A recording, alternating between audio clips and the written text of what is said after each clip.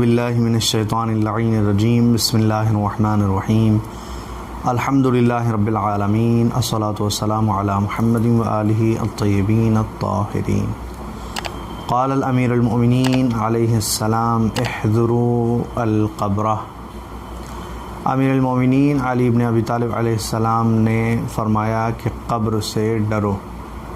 فإن القبر كل يوم يقول انا بیت الوحشت و انا بیت التراب۔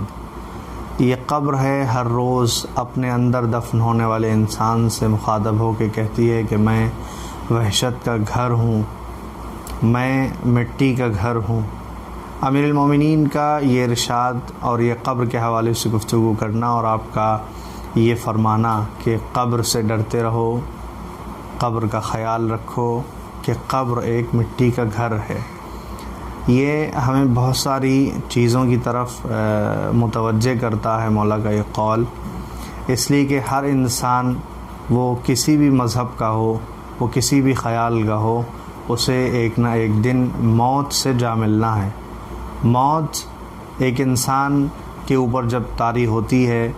اور اس کی روح اس کے جسم سے نکل جاتی ہے تو اسے ایک زمین کے اندر گھڑا کھود کر اس کے حوالے کر دیا جاتا ہے، جسے ہم قبر کہتے ہیں۔ اب انسان کی زندگی جیسے یہ اس زمین پر اپنی زندگی کو گزار کر گیا ہے تو وہ زمین قبر کے اندر بھی انسان کے ساتھ اسی طرح پیش آتی ہے۔ یعنی اگر انسان کے اعمال، انسان کا کردار، انسان کی زندگی زمین کے اوپر بہت اچھی تھی تو زمین اس کا استقبال کرتی ہے اور اس سے کہتی اہلاً و مرحباً، اور اگر انسان کے اعمال اچھے نہیں تھے تو زمین اس کا استقبال نہیں کرتی ہے بلکہ اس کو فشار دیتی ہے۔ یعنی کچھ ایسے اعمال، کچھ ایسے اسباب ہیں کہ جن کی وجہ سے زمین اپنے اندر آنے والے انسان کو اتنا دباتی ہے، اتنا فشار دیتی ہے کہ بعض روایت میں یہ ہے کہ حتی یدخل بعض الاضلاع فی البعض، کچھ انسان کے پسلیاں، انسان کے اندر کے اعضاء آپس میں ایک دوسرے سے اس طرح مل جاتے ہیں کہ گویا کہا جائے کہ ایک پسلی دوسری پسلی پہ چڑھ جاتی ہے اور دوسری پسلی پہلی والی پسلی پہ چڑھ جاتی ہے۔ انسان کو اس طرح قبر دبا دیتی ہے کہ انسان کا جو جسم ہے وہ بالکل دب جاتا ہے اور پسلیاں آپس میں ایک دوسرے کے اندر گھس جاتی ہیں۔ انسان کے اعضاء، انسان کے پارٹس دب جاتے ہیں اور بہت اذیت ہوتی ہے۔ جس طرح انسان کو زندگی میں اذیت ہوتی ہے اسی طرح انسان کو مرنے کے بعد بھی اذیت ہوتی ہے۔ آج ذرا سی کوئی اگر انگلی ہماری کاٹ دے یا ہمیں کوئی تکلیف دے دے تو ہم چیخ پڑتے ہیں اور ہماری آواز نکل جاتی ہے کہ آہ یہ کیا ہوا۔ بالکل ایسے ہی جب انسان کی روح جسم سے نکل جاتی ہے، مرنے کے بعد اسے کوئی سزا ملتی ہے، کوئی عذاب ہوتا ہے تو اسے بہت تکلیف ہوتی ہے۔ کوئی یہ نہ سمجھے کہ بس ایک بار، جیسا کہ کچھ لوگوں کا عقیدہ ہے کہ ایک بار روح جسم سے نکل گئی تو بس ختم ہو گئی کہانی۔ نہیں، روح جسم سے نکلنے کے بعد اصل زندگانی شروع ہوتی ہے، ایک جاویدانی اور ایک ہمیشہ والی زندگی شروع ہوتی ہے کہ جس میں اگر عذاب ہے تو قیامت خیز عذاب ہے، اور اگر رحمت ہے، نعمت ہے تو واقعاً ایسی رحمت اور نعمت ہے کہ جسے دیکھ کے پروردگار سے اس کا بندہ یہی کہتا ہے کہ کاش میں نے دنیا میں اچھے اعمال ہی انجام دیے ہوتے۔ تو آپ کی خدمت میں آج وہ اسباب، وہ چیزیں ذکر کرنا ہے کہ جن کی وجہ سے عذاب قبر، یہ فشار قبر زیادہ ہوتا ہے، اور وہ چیزیں بھی آپ کو بتانا ہے کہ جو ہمیں فشار قبر سے بچاتی ہیں، محفوظ رکھتی ہیں۔ تو سب سے پہلے وہ چیزیں کہ جو فشار قبر کا سبب بنتی ہیں، آپ کی خدمت میں عرض کریں کہ سب سے پہلی چیز جو فشار قبر کا سبب بنتی ہے وہ ہے نماز کو ہلکا سمجھنا۔ نماز کو ہلکا سمجھنا یعنی نماز کے وقت آپ آناکانی کریں، جان بوجھ کر نماز چھوڑیں، بغیر کسی عذر کے نماز نہیں پڑھیں، نماز کو اہمیت نہ دیں، تو یہ چیز سبب بنتی ہے کہ آپ کو آپ کی قبر آپ کے مرنے کے بعد آپ کو فشار دے گی، آپ کو دبائے گی۔ روایت ہے کہ جو انسان نماز نہیں پڑھتا یا نماز کو ہلکا سمجھتا ہے تو اور وہ مر جائے تو وہ ایسا مرتا ہے فیموت جائعا وعطشانا، جب وہ مرتا ہے تو وہ ایسا مرتا ہے کہ وہ بھوک اور پیاس کی عالم میں مرتا ہے، وہ ذلیلا، اور وہ ایسی حالت میں مرتا ہے کہ وہ ذلیل و خوار ہو کے اس کی روح جو ہے وہ جسم سے نکلتی ہے، ذلت کی موت اسے آتی ہے۔ وَيَرْفَعُ الْبَرْكَةُ مِنْ رِزْقِهِ وَعُمْرِهِ، اور پروردگار عالم اس کے رزق سے اور اس کی عمر سے برکت کو اٹھا لیتا ہے، جو انسان نماز کو ہلکا سمجھتا ہے، اور اس کی قبر جو ہے اتنی تنگ ہو جاتی ہے کہ اس کے بعض اعضاء، بعض اضلاع، اس کی پسلیاں ایک دوسرے سے جو ہے مل جاتی ہیں، اتنا اس کی قبر اسے دباتی ہے۔ اس کے بعد دوسرا سبب کہ جس کی وجہ سے فشار قبر ہوتا ہے، عدم نصرت ضعیف ہے، یعنی عدم و نصرت ضعیف، کسی کمزور انسان کو دیکھ کر اس کی مدد نہ کرنا، یعنی کسی ضرورت مند، کسی کمزور انسان کو دیکھا، اس کی آپ مدد کر سکتے ہیں، لیکن آپ نے جان بوجھ کے ترک کر دیا، آپ نے اس کی مدد نہیں کی، یہ کام فشار قبر کا سبب بنتا ہے۔ اور کوئی مرد اگر اپنے گھر والوں اور اپنی بیوی سے قطع تعلق کرے، اچھے تعلق سے پیش نہ آئے، تو یہ بھی فشار قبر کا سبب بنتا ہے۔ اور اللہ کی نعمتوں کو ضائع کرنا، ویسٹ کرنا، تضیع النعم الالہیہ،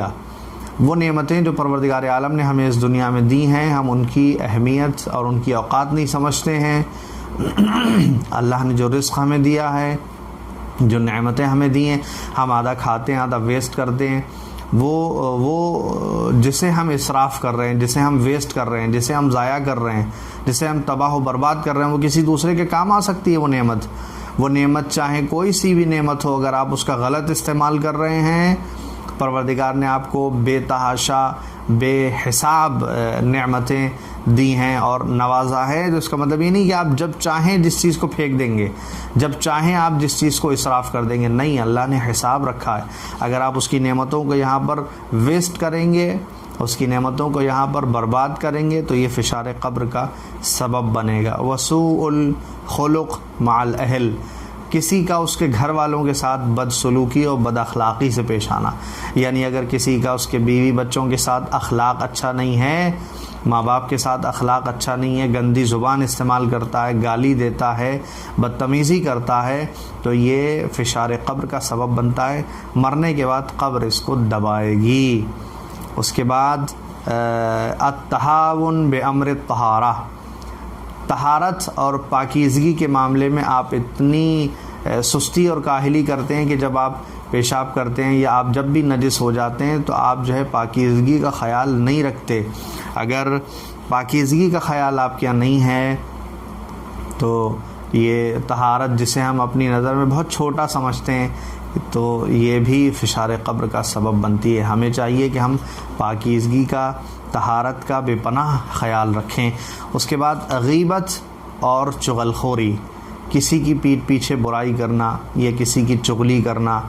ایک کی بات دوسرے جگہ لگانا، جس سے فساد پیدا ہوتا ہے، جس سے معاشرے میں برائیاں پیدا ہوتی ہیں، یہ بھی فشار قبر کا سبب بنتا ہے۔ ہمیں چاہیے ہم یہ فہرست، یہ انڈیکس جو میں نے آپ کی خدمت میں پیش کیا، پروردگار ہمیں ان تمام برائیوں سے محفوظ رکھے اور ہم اپنے آپ کو بچائیں۔ اس ماہ مبارک رمضان میں کم سے کم یہ سبق لیں کہ ہم ان چیزوں سے بچیں جو فشار قبر کا سبب بنتی ہیں۔ اب آئیے آپ کی خدمت میں وہ چیزیں بھی بتائیں کہ جن سے فشار قبر نہیں ہوتا ہے یا کم ہو جاتا ہے۔ سب سے پہلی چیز زیارت و قبر الامام الحسین علیہ السلام، سب سے پہلی چیز ہے امام حسین علیہ السلام کی قبر کی زیارت۔ پروردگار سب کو نصیب فرمائے یہ زیارت۔ امام حسین علیہ السلام کی زیارت کرنے سے فشار قبر نہیں ہوتا ہے۔ حب و آل بیت النبی، اہل بیت النبی، آل بیت النبی، نبی اور ان کے گھر والے اور ان کی آل سے محبت کرنا، اس سے فشار قبر نہیں ہوتا ہے۔ موت المؤمن بین زوال الخمیس والجمعہ، جمعرات کے دن زوال کے وقت سے لے کر جمعے کے دن کے زوال تک اگر کسی مومن کا انتقال ہو جائے تو اس کے اوپر فشار قبر نہیں ہوتا۔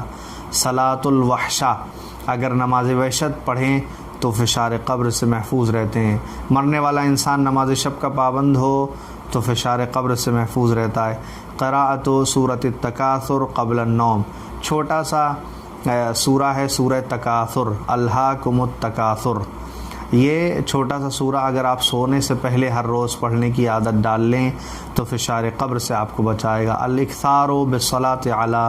محمد و آل محمد، کثرت کے ساتھ زیادہ سے زیادہ اہل بیت اطہار علیہم السلام کی عظمت پر، محمد و آل محمد پر صلوات بھیجنا، یہ آپ کو فشار قبر سے محفوظ رکھے گا۔ پرہیزگاری اور نماز کی پابندی آپ کو فشار قبر سے محفوظ رکھے گی، اور ہر جمعے کے دن سورہ نساء کی تلاوت کرنا آپ کو فشار قبر سے محفوظ رکھے گا۔ شعبان معظم جو ماہ رمضان سے پہلے کا ایک مہینہ ہے، اس مہینے میں اگر کسی انسان نے 12 روزے جو کہ مستحب ہیں رکھے تو فشار قبر سے محفوظ رکھیں گے۔ اور سب سے عظیم ایک بات، تنفیس و قربت المؤمن، کسی مومن کو اس کی کسی پریشانی سے اگر آپ نے نجات دلائی، کسی کی مدد کی اور کسی کے کام آئے تو یہ آپ کو فشار قبر سے محفوظ رکھے گا۔ اور والدفن فی ارض النجف عند قبر امیر المؤمنین علیہ السلام، نجف کی سرزمین جہاں مولا کا جوار ہے، مولا امیر المؤمنین علیہ السلام کی قبر ہے، اس کے پاس اگر کوئی دفن ہوتا ہے تو فشار قبر سے محفوظ رہتا ہے۔ ومن حج 4 حجج، اگر کسی انسان نے 4 حج انجام دیے، لم تصبہ ضغطۃ القبر ابدا، تو بھی اسے فشار قبر کبھی نہیں ہوتا ہے۔ اس کے بعد روایت نے بتایا کہ الادمان علی قراءۃ الزخرف، سورہ زخرف قرآن مجید کا ایک سورہ ہے، اگر اس کا عادی اپنے آپ کو بنا لیں اور ہمیشہ وہ سورہ پڑھیں تو فشار قبر سے ہمیں محفوظ رکھتا ہے۔ اور اس کے بعد آخری بات اور سب سے اہم بات جو ہمیں فشار قبر سے بچاتی ہے، وہ روایت ہے پیغمبر اسلام نے فرمایا ان کلمات کو، کچھ ورڈز ہیں، کچھ سنٹینس ہیں چھوٹے چھوٹے کہ جن کو انسان اپنی زندگی میں پڑھنے کا اگر عادی بنا لے اور کم سے کم 10 بار ہر روز پڑھے تو جو ہے وہ اس کے اوپر فشار قبر نہیں ہوتا ہے، اور پروردگار عالم اسے اور بہت ساری مصیبتوں سے بچاتا ہے، اس کے گناہ کبیرہ کو بخش دیتا ہے۔ وہ چیزیں کیا ہیں؟ جب بھی کوئی کوئی خوف طاری ہو آپ کے اوپر تو آپ کہیے لا الہ الا اللہ، جب بھی کوئی ہم و غم آپ کے اوپر جو ہے وہ طاری ہو تو آپ کہیے ماشاء اللہ، جب بھی کوئی نعمت آپ کو ملے تو آپ کہیے الحمدللہ، اور جب بھی کوئی خوشحالی پیدا ہو زندگی میں، معیشت میں آپ کے آ جائے اور آپ کو اچھا لگے تو آپ کہیے الشکر للہ، اور جب بھی کوئی عجیب چیز دیکھیں تو آپ کہیں سبحان اللہ، جب بھی کوئی گناہ آپ سے سرزد ہو جائے تو کہیں استغفر اللہ ربی و اتوب الیہ، استغفار کریں اللہ کی بارگاہ میں۔ کوئی مصیبت اگر آئے تو انا للہ و انا الیہ راجعون، اور جب کوئی تنگی آپ کے سامنے پیش آ جائے تو آپ کہیے حسبی اللہ، میرا پروردگار مجھے کافی ہے۔ وَلِكُلِّ قَضَاءٍ وَقَدَرٍ، جب بھی کہیں کسی فیصلے قضاء و قدر کی بات آ جائے تو آپ کہیے توکلت علی اللہ، میں نے اللہ کے اوپر توکل کیا۔ وَلِكُلِّ عَدُوٍ، اور جب بھی کوئی دشمن آپ کا سامنے ہو تو دشمن کی سے محفوظ رہنے کے لیے آپ کہیے اعتصمت باللہ، میں نے تو جو ہے وہ اللہ کے حوالے کیا، اللہ کی رسی کو پکڑا ہے اور اللہ پہ بھروسہ کیا ہے۔ وَلِكُلِّ طَاعَةٍ وَمَعْصِيَةٍ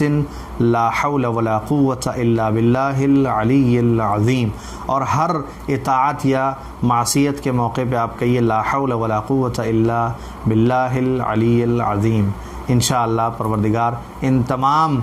چیزوں میں سے ہم کوشش کریں جتنا ممکن ہو سکے فشار قبر سے بچنے کے لیے اتنی چیزوں کو انجام دیتے رہیں۔ دعا ہے محمد وآل محمد کے صدقے پروردگار ہم سب کو فشار قبر سے محفوظ فرما۔ والسلام علیکم ورحمۃ اللہ وبرکاتہ۔ یا مہدی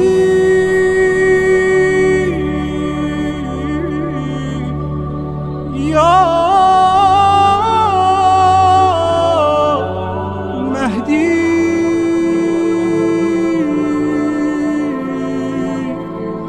مددی